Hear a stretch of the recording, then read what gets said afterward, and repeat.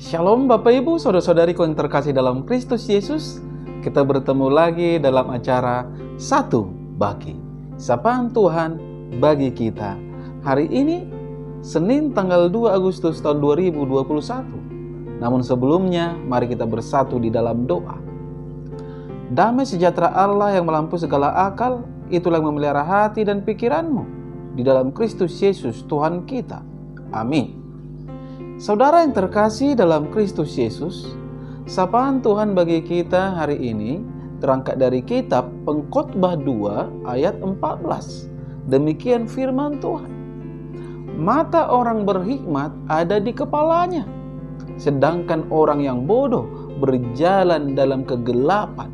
Tetapi aku tahu juga bahwa nasib yang sama menimpa mereka semua. Sampai sejatuh firman Tuhan. Saudara yang terkasih, saya mengangkat tema dari kebenaran firman ini, yaitu nasib yang sama. Saudara yang terkasih dalam Kristus Yesus, kalau kita membaca kitab Pengkhotbah, kita akan menemukan saudara-saudara bahwa kitab Pengkhotbah adalah kitab yang tidak mudah dimengerti dan dipahami. Namun ada satu hal yang menjadi bahan perenungan oleh setiap orang, yaitu bahwa bagi semua manusia di bawah kolong langit ini, orang yang berhasil atau orang yang gagal, orang yang berpangkat atau orang rendahan, orang yang kaya atau orang yang miskin, orang yang hebat atau orang yang biasa, orang yang berhikmat maupun orang yang bodoh, semua jerih payah dan perjuangan selama hidup pada saatnya saudara-saudara akan berujung kepada kesia-siaan ketika kematian menjemput. Pada hakikatnya, segala sesuatu yang dimiliki dan dibangun oleh manusia akan berakhir dengan kesia-siaan. Itulah sebabnya saudara-saudara dikatakan Salomo dalam Pengkhotbah 1 yang ke-14. Aku telah melihat segala perbuatan yang dilakukan orang di bawah matahari.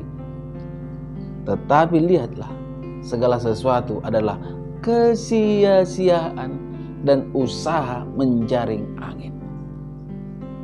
Saudara yang terkasih, artinya sekaya apapun seseorang, pada akhirnya semua harus ditinggalkan saat masa kontrak hidup di dunia sudah berakhir, alias dipanggil Tuhan atau meninggal.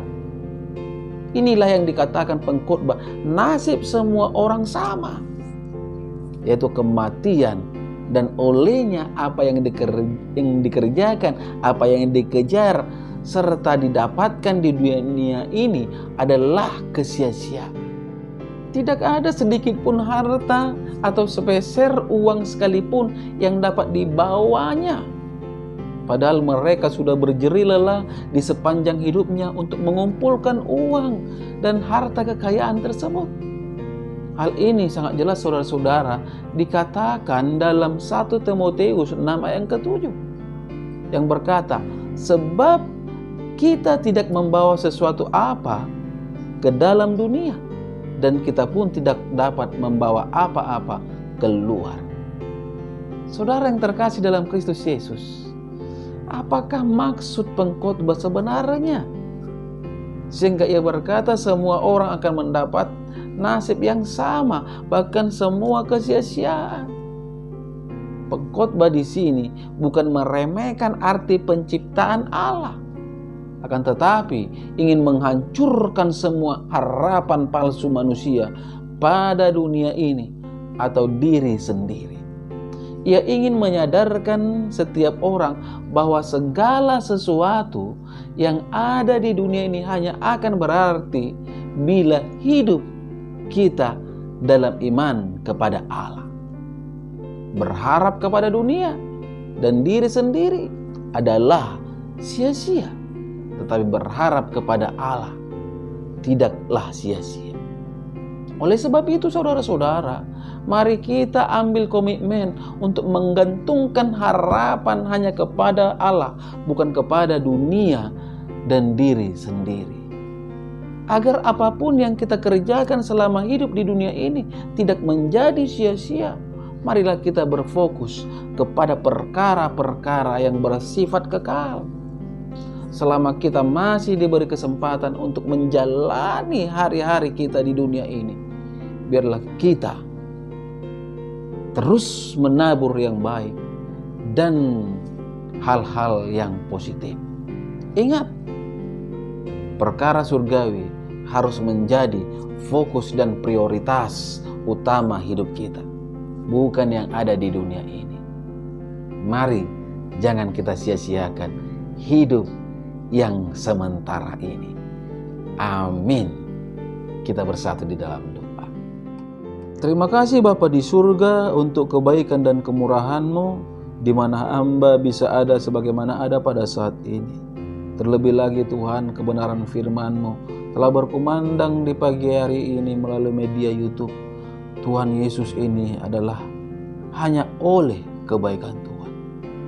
Kebenaran firman-Mu yang menekankan agar setiap orang memahami arti hidup dan bisa menempatkan hidup yang sementara ini. Karena hidup kami mempunyai nasib yang sama, yaitu akan diakhiri oleh kematian. Dan segala sesuatu yang di dunia ini adalah kesia-siaan. Olehnya kami harus bisa memakai hari-hari kami yang sementara menjadi kemuliaan bagi nama Tuhan, menjadi berarti. Biarlah kebenaran firman-Mu Tuhan Engkau meteraikan di dalam kehidupan setiap para pendengar dimanapun mereka berada. Olehnya mereka mendapatkan kekuatan ketika mereka lemah, mereka mendapatkan kesehatan ketika mereka sakit, mereka mendapatkan jalan keluar ketika mereka berhadapan dengan persoalan dan permasalahan. Tuhan Yesus, hamba berdoa untuk setiap pendengar. Berkati rumah tangga mereka, berkati usaha dan pekerjaan mereka, berkati Tuhan anak-anak yang Kau titipkan di tengah-tengah keluarga. Berikan kesehatan, berikan kepintaran. Tuhan Yesus yang baik, hamba tetap berdoa bagi setiap pendengar yang belum mempunyai momongan, mari Engkau berikan momongan. Yang belum mempunyai pekerjaan, Engkau berikan pekerjaan. Yang belum mempunyai jodoh, mari Tuhan berikan jodoh yang tepat dan baik, sehingga kemuliaan hanya bagi nama Tuhan. Tuhan Yesus, hamba tidak bosan-bosannya berdoa untuk setiap yang sakit dikarenakan COVID-19 maupun sakit-sakit apapun, sehingga setiap orang yang sakit ada tergeletak di rumah sakit dan isomah di rumah. Bapa di surga, hamba memohon, meminta kuasa-Mu nyatakan di dalam kehidupan setiap pendengar, sehingga mereka beroleh kesembuhan yang ajaib dari Tuhan. Karena memang tiada yang mustahil bagi Engkau ya Bapa di surga. Pada saat ini hamba berdoa juga untuk keluarga hamba-Mu yang lagi dalam keadaan sakit, yang hamba tidak ungkapkan satu persatu namanya, tetapi semua itu sangat Tuhan ketahui. Jamah tubuh mereka, alirkan kuasa kesembuhan, sehingga mereka beroleh sukacita dan damai sejahtera. Inilah doa hamba-Mu Tuhan, yang hamba panjatkan di dalam nama Kristus Yesus, Juru Selamat hamba-Mu yang hidup. Amin. Salam buat kita semua, salam sehat.